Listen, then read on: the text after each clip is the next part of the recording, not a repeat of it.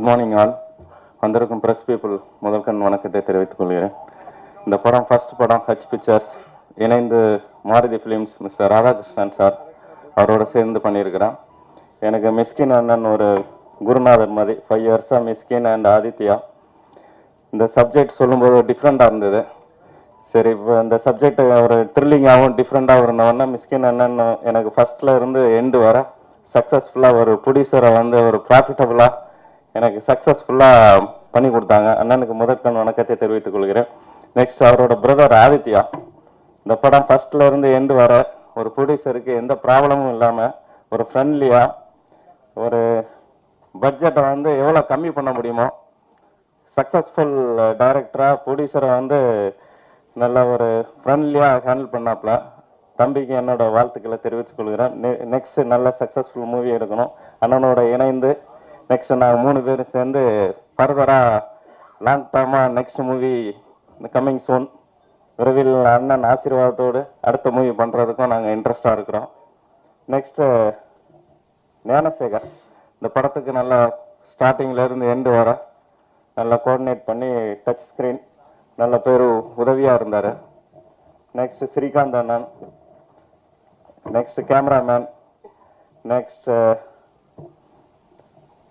Vidharth and Arun, next Poorna and எல்லாரும் நல்லா cooperate பண்ணாங்க. படமும் நல்லா வந்திருக்கு. நெக்ஸ்ட் உங்களோட ப்ரெஸ் பீப்புள் இந்த படத்தை நல்லா சக்ஸஸ்ஃபுல்லாக எங்களுக்கு பெரும் உதவியாக இருக்கணும்னு வேண்டி தாழ்மையுடன் கேட்கிறேன். வணக்கம். தேங்க்யூ. என்ன சொல்லலாம்னா, ஆக்சுவலாக ஃபஸ்ட்டு வந்து ஒரு நல்ல டிசிப்ளின், ஒரு செய்கிற தொழிலை நேசிக்கிறதுக்கு கற்றுக் கொடுத்துருக்கேன். ஒரு மிஷ்கின் சார்லேருந்து கற்றுக்கிட்டேன். உண்மையாக மிஷ்கின் சார்லேருந்து நான் என்ன ஒரு விஷயம் வாட்ச் பண்ணி கற்றுக்கிட்டேன்னு தான் சொல்ல முடியும். ஏன்னா அடுத்தவங்களை அப்படி லவ் பண்ணுவார். அப்படி ஜஸ்ட்டு நான் 16 வருஷம் சாரோட ட்ராவல் பண்ணும்போது எப்படி அடுத்தவங்க அவரை மாதிரி பிறரை நேசிப்பார். அவர் அவ்வளோ ஒரு கைண்டாக என்னை பார்த்துட்டு என்ன இந்த ரேஞ்சுக்கு உயர்த்தினதுக்கு எங்கள் மிஷ்கின் சார் ரொம்ப நன்றி. எல்லாருக்கும் வணக்கம். First, I would like to thank Aditya and for giving me this film and Mysskin சாரோட ஒரு ட்ராவல் வந்து எப்போவுமே பயங்கர என்கரேஜிங்காகவும் எனர்ஜெட்டிக்காக இருக்கும். ஸோ இந்த படத்தோட ஜேர்னியுமே அந்த மாதிரி தான் இருந்துச்சு. அவர்கிட்டருந்து ஏதாவது ஒன்று கிராப் பண்ணனா அவரோட எனர்ஜி, ஏன்னா அவரோட எனர்ஜி வந்து extraordinary. So I would like to thank him for being there for me always, and I would like to thank my producers for making this film. ரொம்ப ஆனஸ்டான ஒரு ஃபிலிம் இது, கண்டிப்பாக மக்களுக்கு பிடிக்கும்னு நினைக்கிறேன். And I would like to thank my actors as well, and thank you all. வந்திருக்க எல்லாருக்குமே ஒரு வணக்கம். ஃபஸ்ட்டு என்னை ஒரு ஆர்ட் டைரக்டராக ஃபஸ்ட்டு இதில் மெயினாக கொண்டு போகிறதுக்கு மெயின் ஒரு வழியாக இருந்த ஒரு மிஸ்கின் சார். ஏன்னா அவரோட சைன் தான் ஃபஸ்ட்டு எனக்கு போட்டு எனக்கு அந்த உள்ளே வர்றதுக்கான ஒரு வே இருந்தது. அடுத்து வந்து நான் ஆத்யா சாருக்கு வந்து ரொம்ப தேங்க்ஸ் பண்ணுறேன். பிகாஸ் என்னை பிலீவ் பண்ணி எனக்கு இந்த மூவி கொடுத்துருக்காங்க. எனக்கு தெரிஞ்சு அந்த படத்துக்கு என்ன பலமாக இருக்குமோ அதுக்கேற்ற மாதிரி என்னோடய ஆர்ட் டிபார்ட்மெண்ட் ஒர்க் எல்லாமே வந்து அது கொடுத்துருக்கோம். அதுக்கப்புறம் பார்த்தீங்கன்னா ப்ரொடியூசர் அவருக்கும் என்னோட தேங்க்ஸ் சொல்லிக்கிறேன், என்னை பிலீவ் பண்ணி கொடுத்ததுக்கு. மெயினாக இந்த படம் வந்து ஒரு நம்ம என்ன நினைக்கிறோமோ அது இருக்காது, அதை விட ஒரு எக்ஸலண்ட்டான ஒரு ஒர்க் இதில் இருக்குது. ஸோ ஒண்டர்ஃபுல் மூவி நம்ம எல்லாம் பார்க்க போகிறோன்னு ஒரு நம்பிக்கை இருக்குது. ஸோ வந்திருக்க எல்லாருக்கும் தேங்க்ஸ், ரொம்ப தேங்க்ஸ். படம் பேர் டெவில்னு வச்சுருக்காங்க. It is not devil, actually it's godly. ஒரு கதையை வந்து ஒரு புத்தகத்துலேருந்து இந்த கதையை எடுத்து பண்ணியிருக்காரு ஆதித்யா. அது ஸ்க்ரீன் ப்ளே ஆர்டரில் வந்து பயங்கர இன்ட்ரெஸ்டிங்காக ஒரு எலிமெண்ட்டை கொண்டு வந்திருக்காரு. And I need to specially mention about Poorna, of course Vidharth and Arun. நல்லா பயங்கரம் பண்ணியிருக்காங்க. இது எல்லாருமே சொல்கிறது தான். பட் அதுக்கு மேலே வந்து இந்த படத்தில் ஒன்று இருக்குது. இந்த தியேட்டர் கொஞ்சம் காலியாக இருக்குது, நீங்கள் பாருங்கள். தியேட்டரில் வந்து ஃபுல் ஹவுஸ் போகும் படம், அந்த மாதிரி தான் படம் வந்திருக்கு. And few words about my director Mysskin. இந்த படத்தில் வந்து ப்ரெசன்ஸுன்னு கேட்டாங்க, ப்ரெசன்ஸ் போட சொன்னார். மிஷ்கினோட கேரக்டர் என்னாக்கா எல்லாருக்கும் வந்து எந்த எக்ஸ்ட்ரீம் போயும் ஹெல்ப் பண்ணுற ஒரு கேரக்டர் இருக்குது. அண்ட் எஸ்பெஷலி எஸ் தென் ஸ்கோப் மியூசிக். நான் வந்து 25 வருஷம் 30 வருஷமாக பார்க்குறேன் அவரை. அந்த காலத்துலேயே வந்து ரோட்டில் நடந்து போகும்போதெல்லாம் ஒரு ரெக்கார்டர் வச்சுப்பார், அதில் டூன் போட்டே போவார். சித்திரம் பேசுறதுலேருந்து எல்லாமே வந்து மோஸ்ட்லி அவரோட இன்புட் தான் ஜாஸ்தியாக இருக்கும். So now he has done as a music director. உங்களுக்கு தெரியும் பாட்டு எப்படி வந்திருக்குன்னு. So I hope this film will rock in the theatres. Thanks so much. Bye. எல்லாருக்கும் வணக்கங்க. சொல்லுவாங்க, ஒரு நம்ம சாப்பிட்ற ஒவ்வொரு அரிசியிலையும் நம்ம பேர் எழுதிருக்குன்ற மாதிரி நம்ம நடிக்கிற ஒவ்வொரு கேரக்டர்லேயும் ஒவ்வொரு நம்ம பண்ணுற ஒரு ஆர்ட் பீஸ்லேயும் நம்ம பேர் இருந்தால் மட்டும்தான் அது நம்மளுக்கு கிடைக்கும். அது வந்து ஒரு ஒரு ஒரு 100% ஒரு உண்மை. ஒரு ஒரு ஒரு சின்ன ஒரு 3 இன்சிடெண்ட்டில் எப்படி எனக்கு இது வந்ததுன்னு சொல்கிறேன். 3மே வந்து ஒரு பல வருஷத்துக்கு முன்னாடி இந்த சொன்ன இல்லைங்களா, அரிசி அதுக்கு போட்டு ஒரு விதை மாதிரி. நான் ஒரு படம் இனிதிருந்து நடித்து முடிச்சுட்டு ஒரு படம் ஹீரோவாக கமிட் ஆகி முதல் நாள் பூஜை. அந்த பூஜைக்கு வந்து மிஷ்கின் சார் தான் கெஸ்ட்டாக வர்றாரு. ஷூட்டிங் ஆரம்பிக்கிற முதல் நாள் எனக்கு ஒரு பொக்கேலாம் கொடுத்துட்டு பக்கத்தில் உட்காந்துட்டு இருக்காரு. நான் எனக்கு என்ன பேசுறதுன்னு தெரியல, அதாவது இம்ப்ரெசிவாக பேசணும் அப்படின்றத நான் சைலண்டாக உட்காந்துருக்கேன். சாரும் சைலண்டாக உட்காந்துட்டு இருக்காரு. சார் சொன்னார், நீ இங்கே இவ்வளோ தூரம் வந்திருக்கேன்னா அதுக்கு நீ மட்டும் காரணம் கிடையாது, பல தலைமுறையாக அவங்க பண்ண ஒரு புண்ணியமும் அதனுடைய ஒரு செயின் எஃபெக்டும் தான் இங்கே வந்திருக்கேன். ஸோ ஒன்றால் நினச்ச கர்வமாக இருக்காது. வெற்றி வந்தாலும் தோல்வி வந்தாலும் அது வந்து கிடையாது அப்படின்ற ஒரே ஒரு வார்த்தை மட்டும் சொல்லிட்டு கிளம்பிடுறாரு. அந்த படத்துலேருந்து 2 நாள் என்னை தூக்கிட்டாங்க. வேற ஒரு மார்க்கெட் இருக்கிற ஒரு ஹீரோ வச்சு பண்ணுறாங்க. அதுக்கப்புறம் வாழ்க்கை அப்படியே கடந்து போகுது.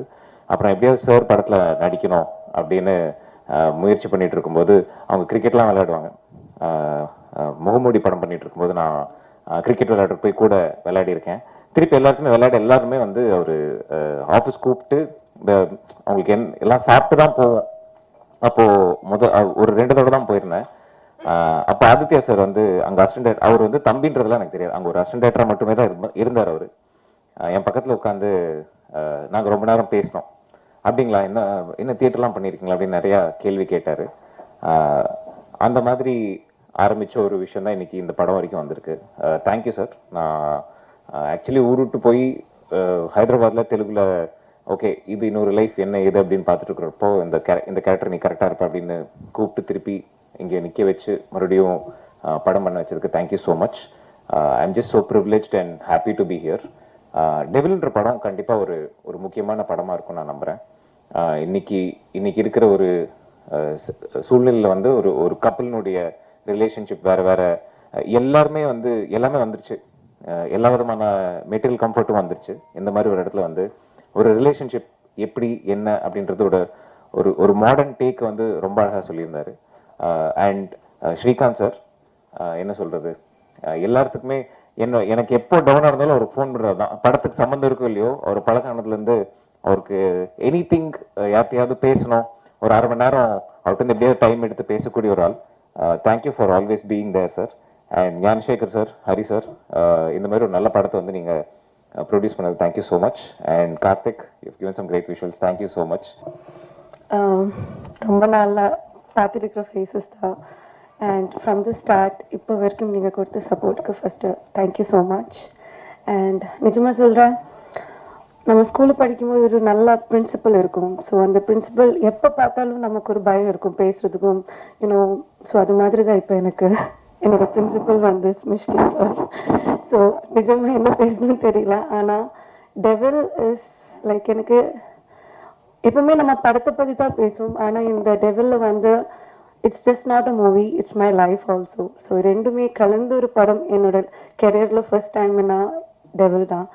ஸோ என்னை வந்து தமிழ்நாடு ஃபர்ஸ்ட் டைம் ஒரு ஃபுல் கேரிங்காக ஒரு ப்ரெக்னென்ட் லேடி 2 பசங்க அப்படி காட்டினவங்க தான் Mysskin sir and Aditya sir சௌரகத்தி.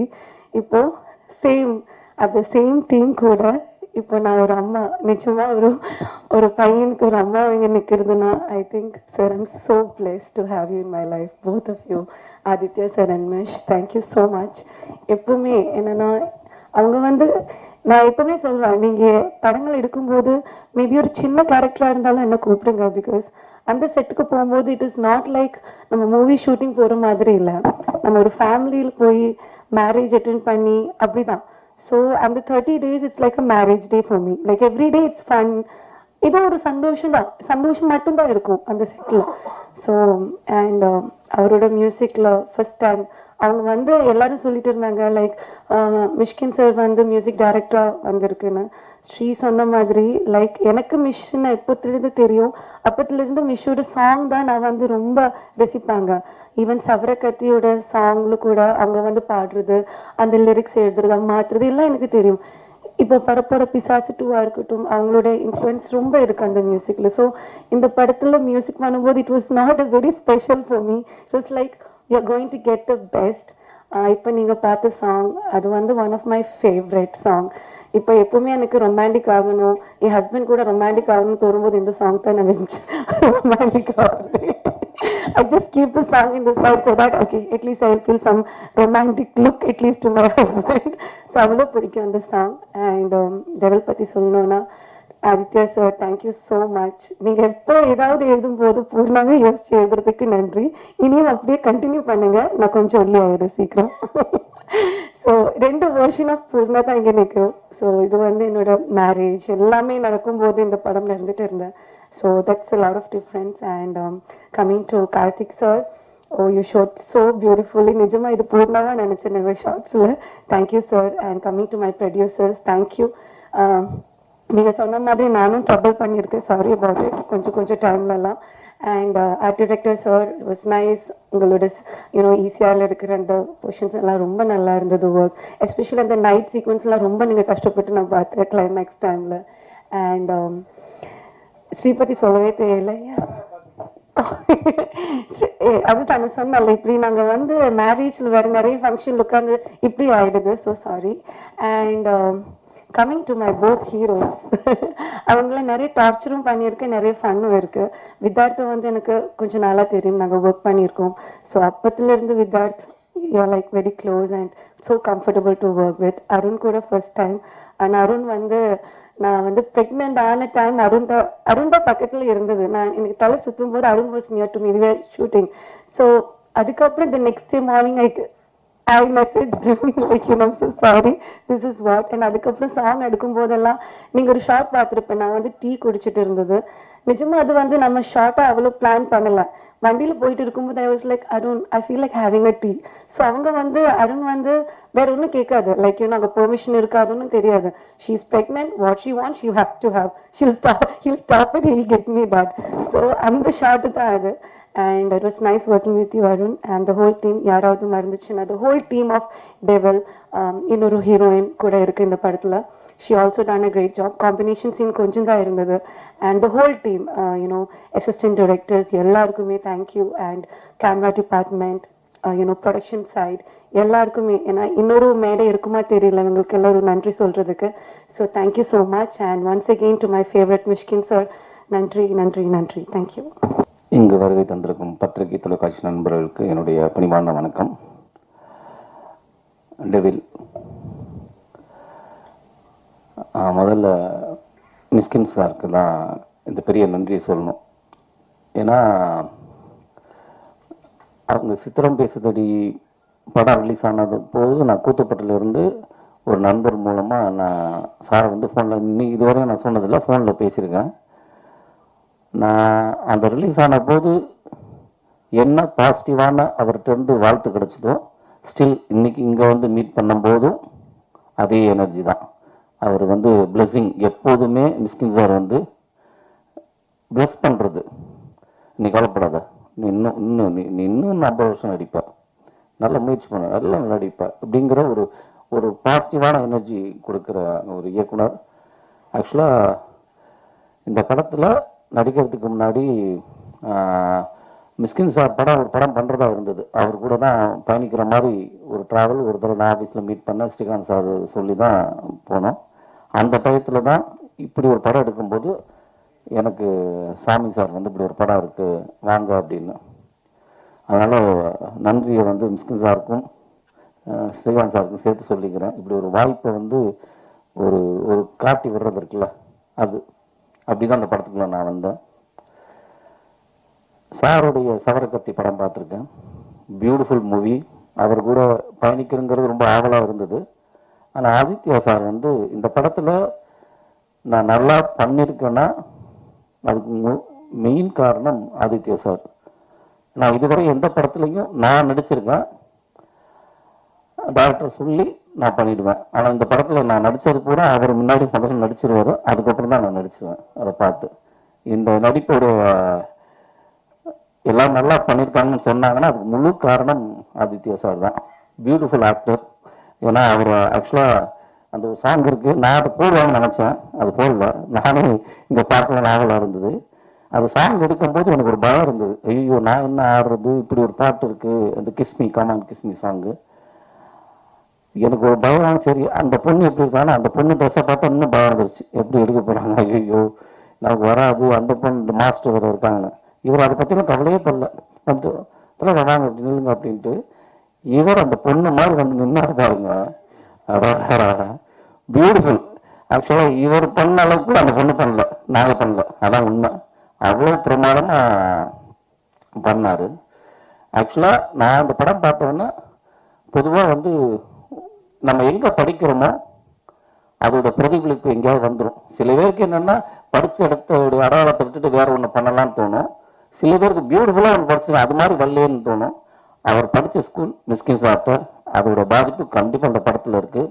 எனக்கு படம் பார்க்கும்போது நல்லா தெரிஞ்சு மிஸ்கின் சாரோடைய படம் எப்படி இருக்கும், எவ்வளோ அழகாக, எவ்வளோ குவாலிட்டியாக, எவ்வளோ தன்மையாக அழகாக இருக்குமோ அதே குவாலிட்டி நான் அதில் பார்க்குறேன்.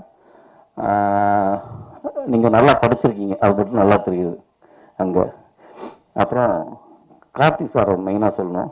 ஏன்னா நான் வந்து இவ்வளோ இல்லை, எனக்கு தெரியுது நான் கொஞ்சம் அழகாக இருக்குன்னு, அப்போ அழகாக அவர் காட்டியிருக்காரு. பியூட்டிஃபுல். அவர் கூட ஒர்க் பண்ணுறது, நான் ஒவ்வொரு படம் பண்ணும்போதும் கார்த்திக் சார் எப்படியாவது உள்ள கூட்டு போயிடணும், எனக்கு அவர் கூட பண்ணணும்னு ரொம்ப ஆவல், ரொம்ப பிரமாதமாக. அப்புறம் எடிட்டர் இளையராஜா ஒவ்வொரு சீக்வன்ஸ் முடிஞ்சோடனே அதை எடிட் பண்ணி காட்டுற விஷயமா இருக்கணும். நான் இன்னைக்கு தான் ஆர்ட் டைரக்டர் பார்க்குறேன். இவங்க தான் ஆர்ட் டைரக்டரா அப்படின்னு எனக்கு தான் தெரியும். ஆனால் ஷூட்டிங்கில் அவர் ஆர்டிஸ்ட் மாதிரியே தான் ஓடி சுற்றி சுற்றி இருந்திருக்காரு. யார் ஆர்ட் டைரக்டர்னு தெரியாமல் இன்னைக்கு தான் படம் முடிஞ்சு நான் இன்னைக்கு தான் பார்க்குறேன். Beautiful work. அதுவும் அந்த வீடு வந்து அந்த கலர் ஆக்சுவலாக நான் வீடு கட்டினா இந்த மாதிரி கலர் காம்பினேஷனில் பண்ணணும் அப்படிங்கிற ஒரு ஆவலே ஏற்படுத்துச்சு. அந்த க்ரீன், அந்த மெரூன் கலர், அதெல்லாம் ரொம்ப பிரமாதமாக ஒர்க் பண்ணியிருந்தாங்க. அப்புறம் மெயினாக நான் சொல்ல வேண்டியது பூர்ணா மேடம். அவங்களுக்கு நானும் வந்து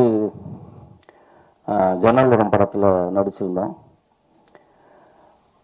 அப்பயே அவங்க ரொம்ப பியூட்டிஃபுல் ஆக்டராக, அது பியூட்டிஃபுல் ஆக்டர் எல்லாருக்கும் தெரியும். ஆனால் அந்த தன்மை, பழகிற விதம், அன்னைக்கு நான் இன்னைக்கு பழக அந்த ஆரம்பிச்சோமோ அதுக்கப்புறம் நான் எங்கேயெல்லாம் சந்திக்கிறோமோ அவங்களோட நல்ல ஒரு அண்டர்ஸ்டாண்டிங், எப்போதுமே ஒரு சிரிச்ச முகத்தோடயே இருப்பாங்க.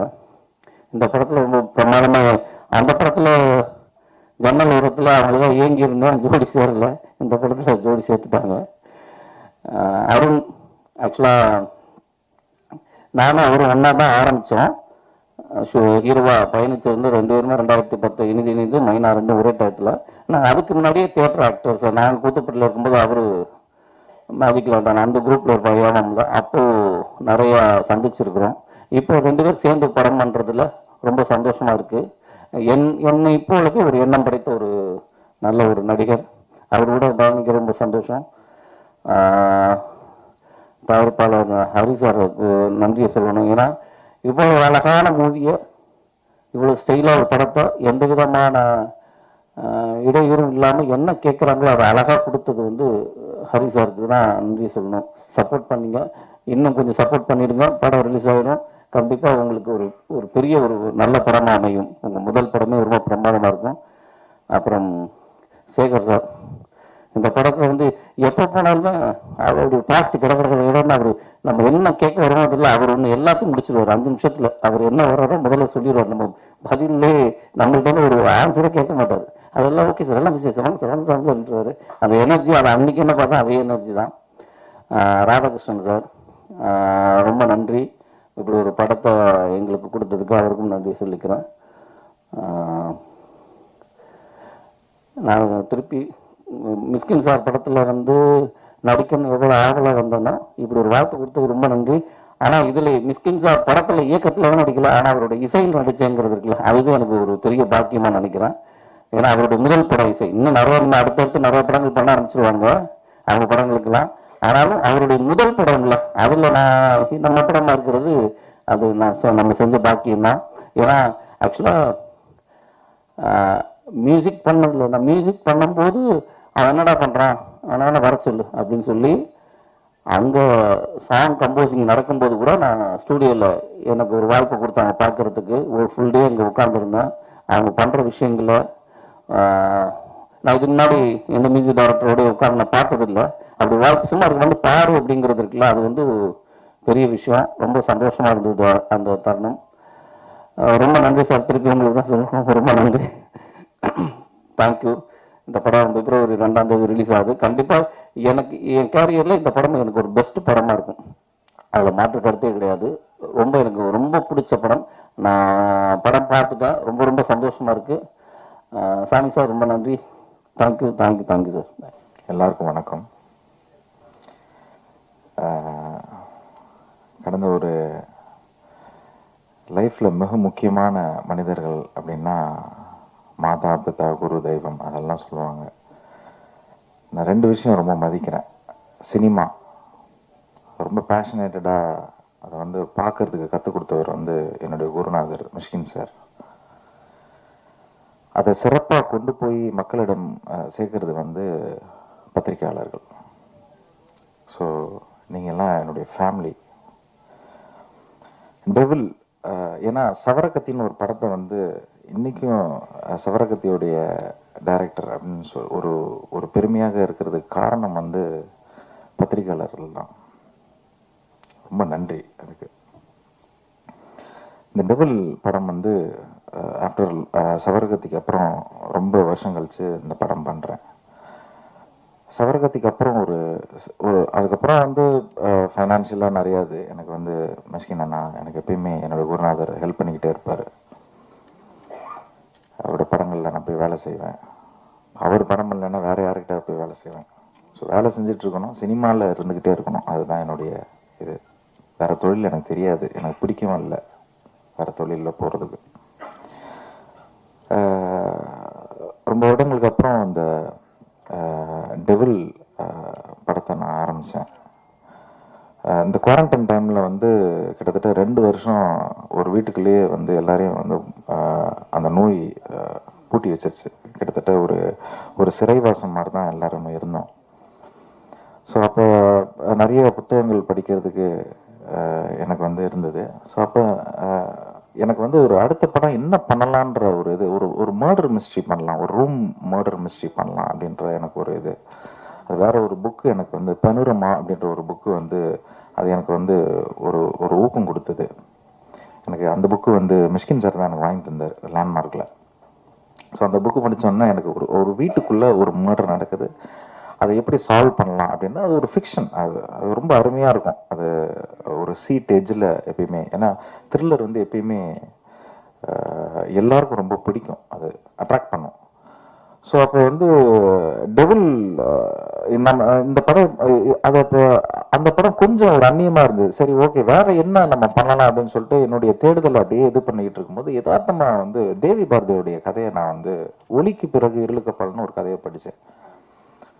அவர் இப்போ வந்து 2024 வந்து சாகித்ய அகாடமி அவர் விருது வழங்குறாங்க. அவர் மிகப்பெரிய ஒரு ரைட்டர். அந்த புக்கெல்லாம் பிடிச்சிக்கிட்டே இருக்கும்போது அப்போ அவர் என்ன சொல்ல வராரு, இந்த சமூகத்துக்கு என்ன சொல்ல வர்றாரு. ஏன்னா ஒரு ஒரு ஒரு ஒரு ஆர்டிஸ்ட் எனி கலைஞர்கள் வந்து என்ன சொல்லுவாங்கன்னா சமூகத்தை வந்து மேம்படுத்திக்கிட்டே இருப்பாங்க, சிந்திக்க வச்சிருவாங்க சமூகத்தை. ஸோ அப்போ வந்து தேவிபாரதியோட புக்கு வந்து என்னை வந்து கொஞ்சம் ஆழமாக சிந்திக்க வச்சுது. ஏன்னா ஆழமாக சிந்திக்க வச்சதுக்கு ரீசன் வந்து என்னென்னா குவாரண்டைன் டைமு, எங்கேயுமே போக முடியாது, அடுத்த வேலைகள் என்னென்ன சிந்திக்க தெரியாது, நீ வீட்டில் தான் கிடக்கணும். பாட்டில் இருந்தால் பாட்டில் அடிக்கலாம், சாரி இல்லைன்னா வந்து புத்தகம் படிக்கலாம்.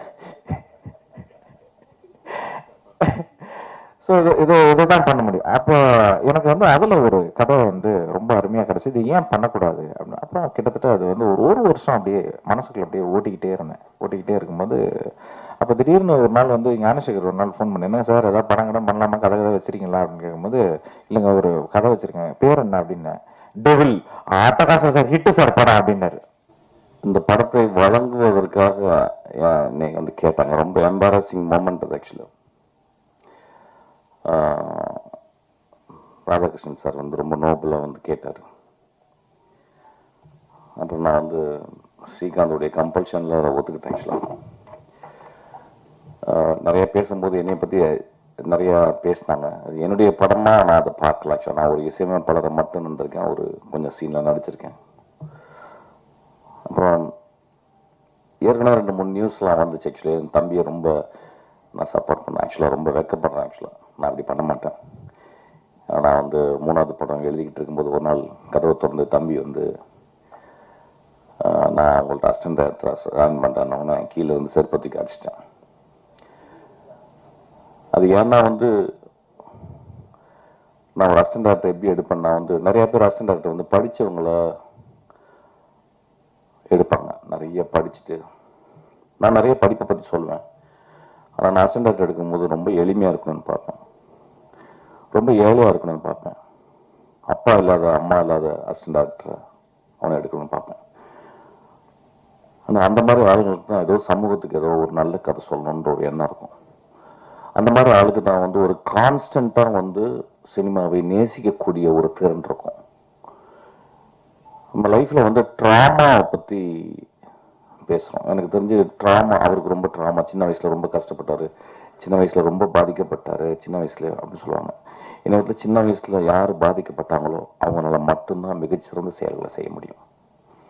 வசதியாக இருந்து எந்த கஷ்டமும் இல்லாதவங்க வந்து எதுவுமே பண்ண முடியாது. ஸோ அந்த ஒரு காரணத்தில் என் தம்பி வந்து என்கிட்ட வந்து அசிஸ்டன்ட் டைரக்டர் கேட்கும்போது வந்து என்னால் வந்து ஒத்துக்க முடியல.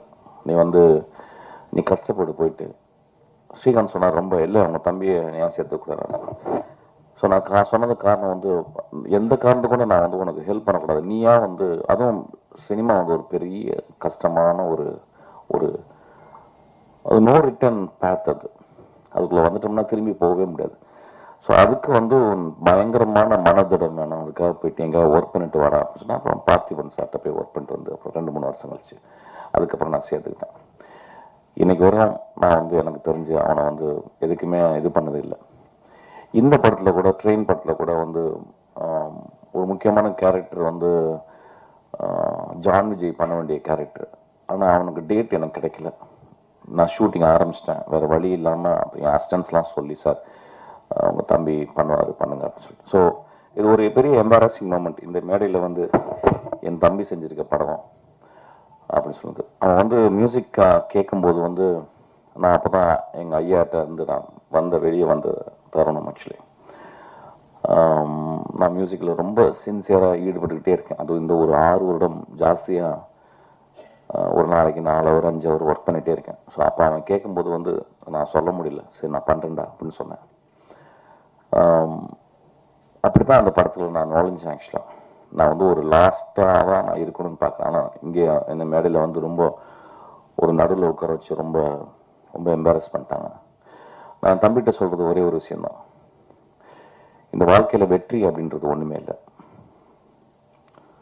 வெற்றி ஒன்றுமே இல்லைன்னா தோல்வியும் ஒன்றுமே இல்லை. இந்த வாழ்க்கையில் வாழ்ந்துக்கிட்டே இருக்கணும், நடந்து போய்கிட்டே இருக்கணும். நான் நிறைய பேரை பார்த்துக்கிட்டே இருக்கேன். இதே ரோட்டில் நான் ₹1 இல்லாமல் பஸ்ஸுக்கு காசு இல்லாமல் அப்படியே நடந்து அப்படியே தேனாம்பேட்டை வரைக்கும் நடந்து போயிருக்கேன். இன்றைக்கி ரொம்ப பெருசாக சாதிச்சது மாதிரி நினைக்கவே இல்லை. ஆக்சுவலாக இன்றைக்கும் அதே மாதிரி தான் இருக்கேன். இன்றைக்கி எனக்கு ஒரு புத்தகம் வாங்குறதுக்கு அல்லது ஒரு நல்ல படத்தை பற்றி பேசுறதுக்கு யாரோ ஒரு நண்பன் இருந்தால் போதும். இந்த வாழ்க்கையில் வந்து பெருசாக நம்ம வந்து சாதிக்க போகிறோம்னு நினச்சிக்கிருக்கோம். யாருமே சாதிக்க முடியாது. சாதிச்சவங்களாம் மிகப்பெரிய மனிதர்களுக்காக. இந்த படத்தில் கிளைமேக்ஸில் ஒரு டயலாக் எழுதியிருக்கேன், ஒரு நல்ல மனிதன், ஒரு சாதாரண மனிதன் தனக்காகவும் தன் குடும்பத்துக்காக வாழ்கிறான், ஒரு நல்ல மனிதன் அடுத்தவர்களுக்காக இந்த உலகத்துக்காக வாழ்கிறான் அப்படின்றது. அது ரொம்ப கம்மி பேர் தான் பண்ண முடியும். ஆக்சுவலாக ரொம்ப கம்மி பேர் தான் பண்ண முடியும். நம்மளாம் பண்ண முடியுமான்னு தெரியல ஆக்சுவலாக.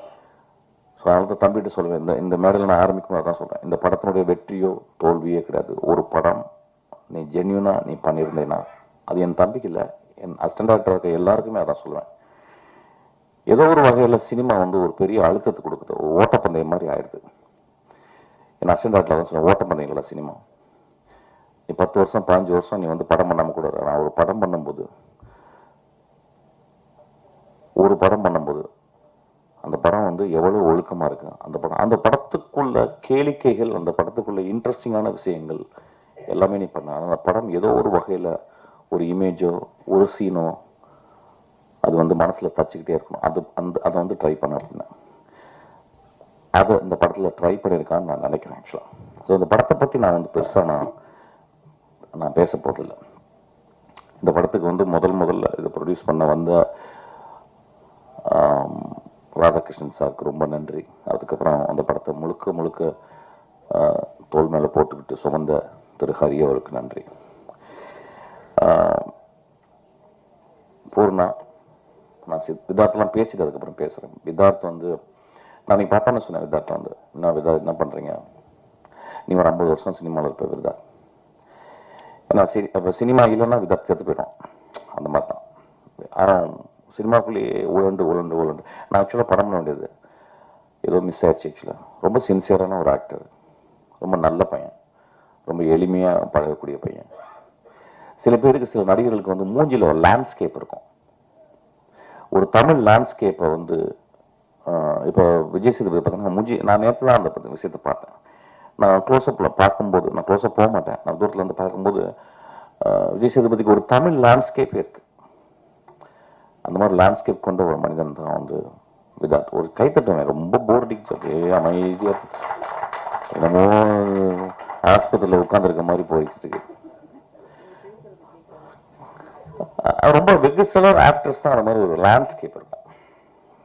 அந்த மாதிரி ஒரு லேண்ட்ஸ்கேப் கொண்ட ஒரு மனிதன் ஒழிச்சுக்கிட்டே இருக்கான். அவன் ஒழிச்சுக்கிட்டே இருக்கணும் விதார்த். நானும் அதான் பண்ணிக்கிட்டு இருக்கேன். எனக்கு பெரிய வெற்றிகள் தேவையில்லை, பெரிய பணங்கள் தேவையில்லை, பெரிய புகழ் தேவையில்லை. நான் 365 நாள் வேலை செய்கிறதுக்கு எனக்கு ஒரு சின்ன ஒரு படம் இருந்தால் போதும்னு நினைக்கிறேன்.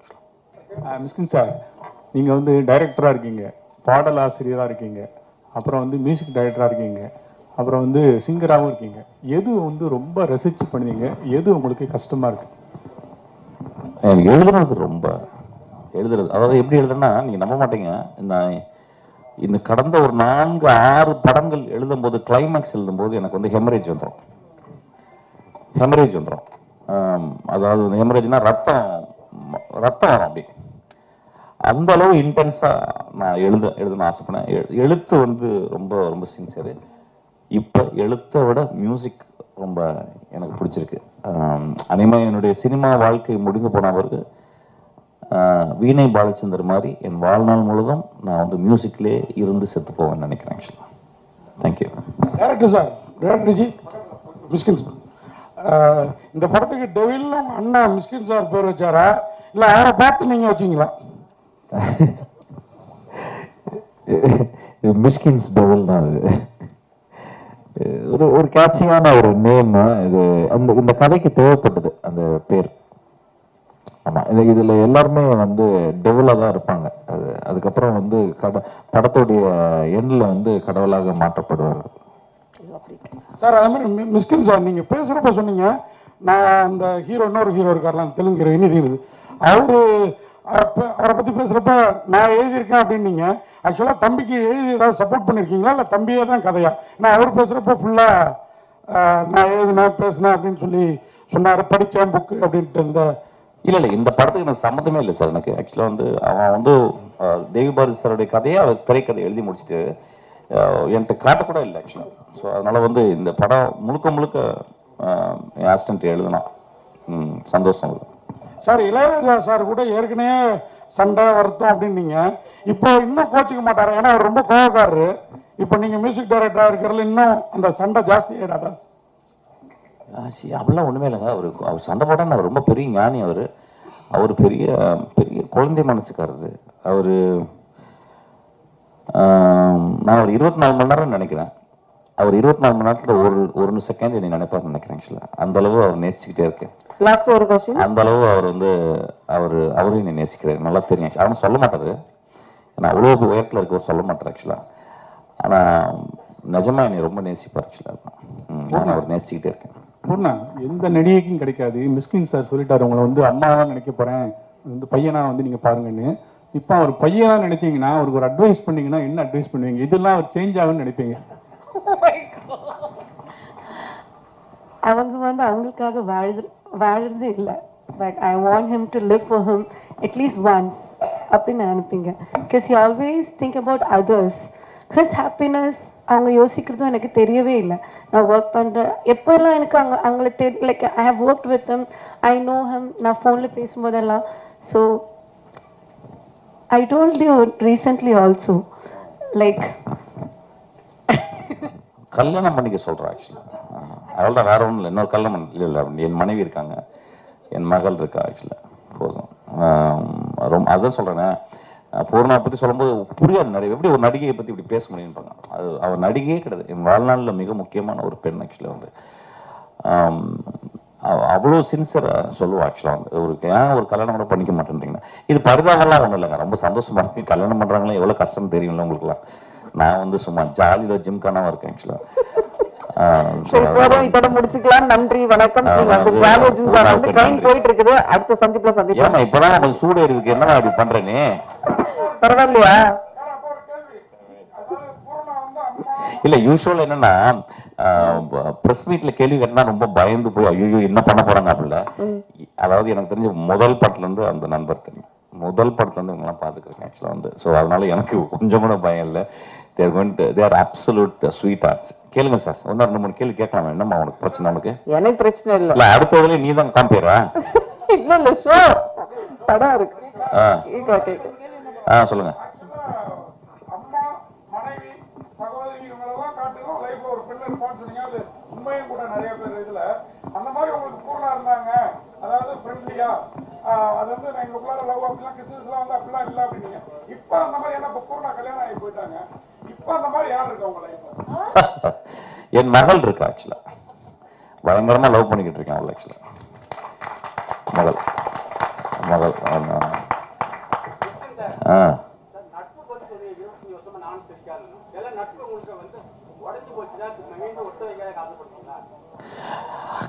இல்ல, அதாவது நட்பு உடைந்து போகுதல் வந்து அதுவும் ஒரு இதுதான். எனக்கு தெரிஞ்சது கூட நட்பு இருந்ததே கிடையாது. என்னோட இருந்த எல்லா நட்பும் ஒரு சிறந்த நட்பு தான். அப்போ ரவிக்குமார்னு ஒரு இன்ஸ்பெக்டர் இருக்கான். அவன் வந்து ஒரு வருஷத்துக்கு 2 தடவை நான் வந்து பார்ப்பான். 2 நிமிஷம் தான் பார்ப்பான். ஆனால் அவ்வளோ பாந்தமாக இருக்கும். அப்புறம் என் கூடவே ராஜுன்னு ஒரு நண்பர் இருந்தார், இன்னும் இருந்துகிட்டே இருக்கான். அப்புறம் ஜோயல்னு ஒரு நண்பர் தான் என் கூட இருந்தான். அவனும் ஸ்ரீகாந்த் மாதிரி தான் ஆக்சுவலாக. நடுவில் பிரிஞ்சு போயிருக்கான். ஆனால் நான் எப்பொழுதுமே அவனை நினைத்து கொண்டே இருக்கிறேன் ஆக்சுவலாக. அவனும் என்னை அப்படி நேசிப்பான். கோவம் இருக்கும் அவனுக்கு. ஆனால் எனக்கு அவன் மேலே ஒரு துளி கூட எனக்கு கோவம் இல்லை. ரொம்ப நல்ல பையன், ரொம்ப என்னை நேசிக்கிற பையன் ஆக்சுவலாக. ஒருவேளை அவனுக்கு கோவம் வந்திருக்கலாம். அந்த கோவத்தில் நியாயமும் வந்திருக்கலாம். ஏன்னா ஒவ்வொருத்தரும் ஒவ்வொரு வெர்ஷனில் பேசுகிறாங்க. நட்பு பிரியும் போது என் வெர்ஷன் ஒன்று, அவன் வெர்ஷன் அப்படி பிரித்து பேசிக்கிட்டோம்ல, அப்படி கிடையாது. அதெல்லாம் மீறி அந்த நட்பு ரொம்ப அழகான நட்பு தான் எப்பயுமே. என்ன படம் சார்? இப்போதான் வருது. நான் எப்பவுமே முடிச்சிருக்கலாம்னு நினைக்கிறேன் ஆக்சுவலாக.